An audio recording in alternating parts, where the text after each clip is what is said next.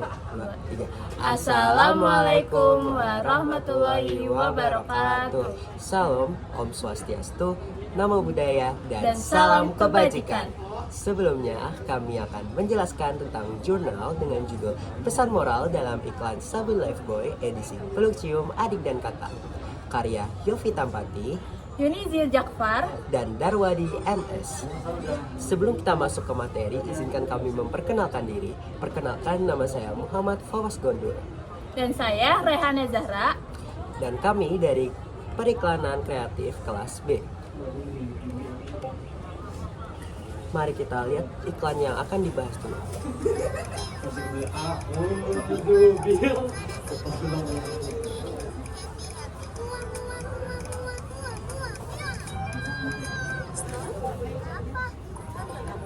bisa sebabkan masalah kesehatan untuk Anda. Makanya daya tahan kulit dan pakai Lifebuoy. Ingin punya daya tahan tubuh kuat, Lifebuoy bekerja dengan daya tahan kulit dan lawan kuman penyebab masalah kesehatan. Lifebuoy dan daya tahan kulit. Baik, lanjut. Yaitu ini adalah beberapa scene dari iklan tersebut yang telah kami pilih. Lanjut ke latar belakang yang akan dijelaskan oleh Raihana. Oke, latar belakang. Latar belakang dari jurnal pesan moral iklan Sabun Lifebuoy edisi Peluk Cium Adik Kakak menjelaskan konteks persaingan dalam era globalisasi yang semakin ketat. Para koneksi persaingan dalam era globalisasi semakin ketat, para produsen dituntut untuk berinovasi dalam strategi pemasaran, salah satunya dengan mengemas pesan moral dalam iklan untuk menarik perhatian publik. Jurnal ini menyoroti pentingnya media massa terutama televisi sebagai sarana komunikasi yang efektif untuk menyampaikan informasi dan mempromosikan produk. Iklan Lifebuoy sebagai studi kasus menunjukkan bagaimana pesan moral dapat disisipkan dalam promosi produk kesehatan. Penelitian ini bertujuan untuk menganalisis makna pesan moral yang terkandung dalam iklan tersebut dengan menggunakan pendekatan semiotika dari Carl Sandler Peirce untuk menjelaskan tanda-tanda verbal dan nonverbal yang ada dalam iklan. Baik, lanjut yang berikutnya yaitu tujuan penelitian.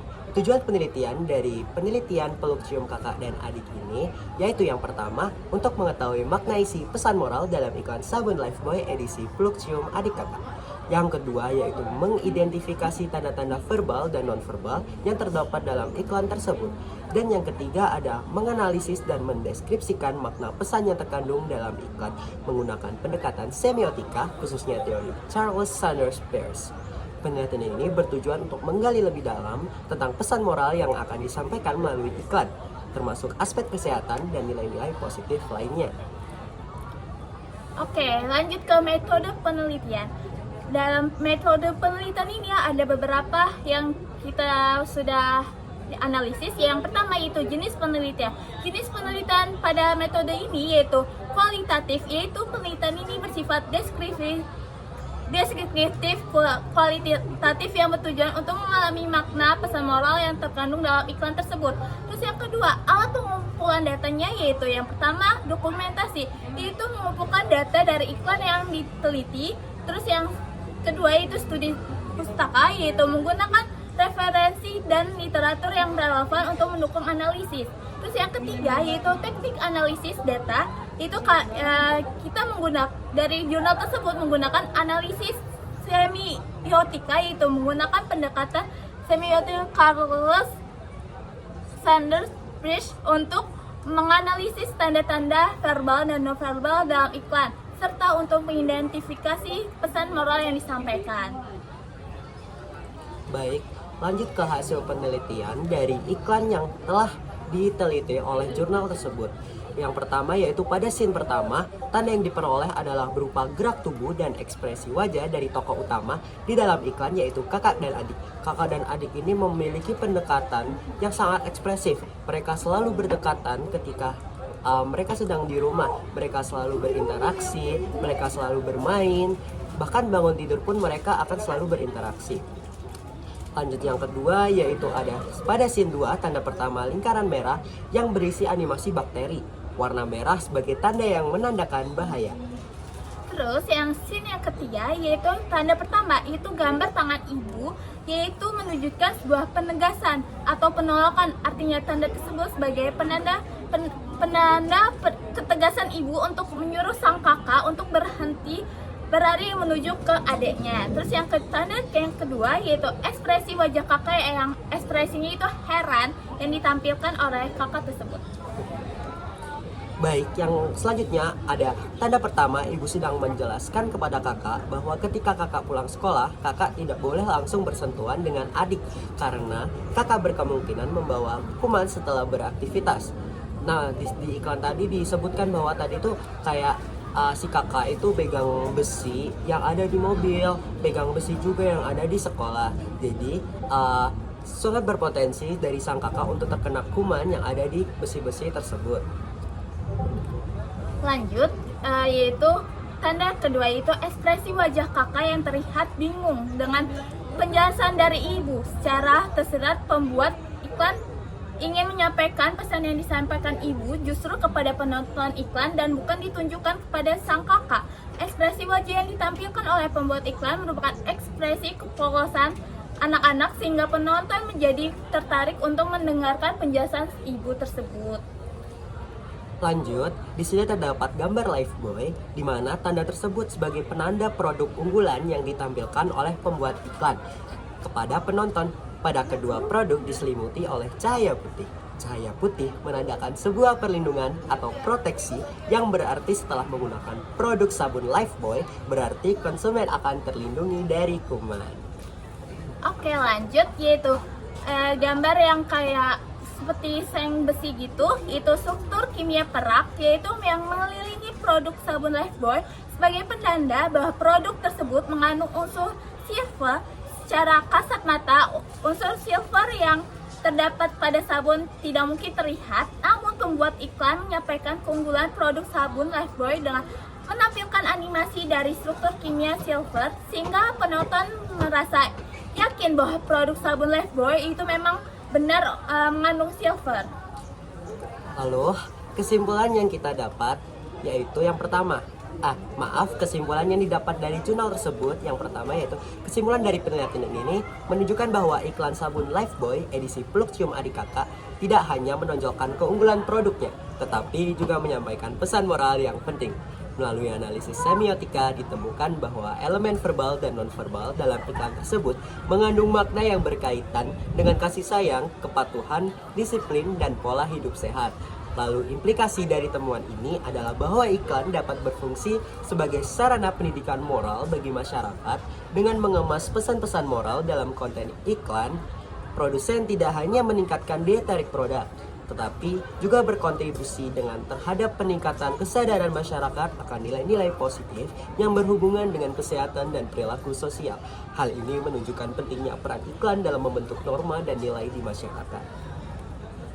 Oke, kita lanjut ke diskusi kritik. Yang pertama, yaitu kelebihan dari jurnal tersebut, yaitu satu, itu pendekatan metodologis, yaitu jurnal ini menggunakan metode deskriptif kualitatif yang memungkinkan analisis mendalam terhadap pesan moral dalam iklan. Pendekatan ini relevan untuk memahami nuansa komunikasi dalam konteks sosial yang lebih luas. Yang kedua, yaitu analisis semiotik yang mendalam. Dengan menggunakan teori semiotika Carlos Sanders Peirce, penelitian ini memberikan kerangka yang kuat untuk memahami makna di balik tanda verbal dan non-verbal dalam iklan, sehingga memperkaya analisis iklan secara keseluruhan. Yang ketiga, relevansi sosial itu pesan moral yang disingkat seperti kasih sayang dan pola hidup sehat sangat relevan dengan konteks masyarakat saat ini, terutama dalam meningkatkan kesedaraan akan kesehatan. Baik, lanjut di kelemahan dari jurnal peluk cium kakak dan adik. Yang pertama yaitu keterbatasan konteks. Penelitian ini terfokus pada satu iklan tertentu yang mungkin tidak sepenuhnya dapat digeneralisasi ke iklan produk lain. Perluasan studi ke berbagai iklan dapat memberikan gambaran yang lebih komprehensif. Lalu dikat aja ntar. Lalu yang kedua ada subjektivitas dalam analisis. Meskipun pendekatan kualitatif memberikan kedalaman, ada kemungkinan adanya bias subjektif dalam interpretasi tanda-tanda yang dianalisis. Peneliti harus lebih transparan dalam proses analisis untuk mengurangi potensi bias. Yang ketiga ada kurangnya data kuantitatif. Penelitian ini tidak menyertakan data kuantitatif yang dapat memperkuat temuan. Penambahan data survei atau wawancara bisa memberikan bukti lebih kuat tentang dampak pesan moral pada perilaku konsumen. Oke, selanjutnya itu aplikasi dunia nyata dalam jurnal Peluk Cium Kakak dan Adik dalam Lifebuoy, yaitu yang pertama itu strategi pemasaran. Perusahaan dapat memanfaatkan temuan ini untuk merancang iklan yang lebih efektif dengan mengintegrasikan pesan moral yang relevan sehingga meningkatkan daya tarik produk di pasar. Yang kedua itu pendidikan konsumen. Hasil ini dapat digunakan dalam produk pendidikan tentang media, literasi media, membantu konsumen memahami bagaimana pesan moral dalam iklan dapat mempengaruhi perilaku dan sikap mereka. Yang ketiga itu kampanye sosial. Organisasi non pemerintah dapat menggunakan temuan ini untuk merancang kampanye yang mempromosikan kesehatan dan nilai-nilai sosial, menginspirasi perubahan perilaku di masyarakat. Terus dengan demikian, penelitian ini tidak dapat memberikan wawasan akademis tetapi juga relevansi praktis yang dapat diterapkan dalam berbagai konteks sosial dan bisnis. Lalu lanjut rekomendasi yang pertama yaitu penelitian lanjutan. Penelitian selanjutnya disarankan untuk mengeksplorasi iklan produk lain dengan pendekatan semiotika untuk memahami perbedaan dalam penyampaian pesan moral dan strategi pemasaran. Yang kedua ada analisis multikultural, mengkaji iklan yang sama di berbagai budaya atau konteks sosial untuk melihat bagaimana pesan moral diterima dan diinterpretasikan oleh audiens yang berbeda. Lalu yang ketiga ada penerapan praktis. Perusahaan dapat menerapkan temuan penelitian ini dalam strategi pemasaran mereka dengan lebih menekankan pesan moral yang relevan untuk meningkatkan hubungan dengan konsumen dan membangun citra merek iklan positif. Yang keempat ada studi efektivitas, yaitu penelitian lebih lanjut dapat dilakukan untuk mengukur efektivitas pesan moral dalam iklan terhadap perilaku konsumen dan dampaknya terhadap keputusan pembelian. Dan yang terakhir ada interaksi media, meneliti bagaimana berbagai platform media seperti media sosial dan televisi mempengaruhi cara pesan moral disampaikan dan diterima oleh audiens. Rekomendasi-rekomendasi ini dapat membantu memperdalam pemahaman tentang hubungan antara pesan moral dalam iklan dan perilaku konsumen serta meningkatkan efektivitas komunikasi pemasaran. Sekian dari kelompok kami mohon maaf apabila ada salah kata maupun salah perbuatan. Wassalamualaikum warahmatullahi wabarakatuh. Udah selesai.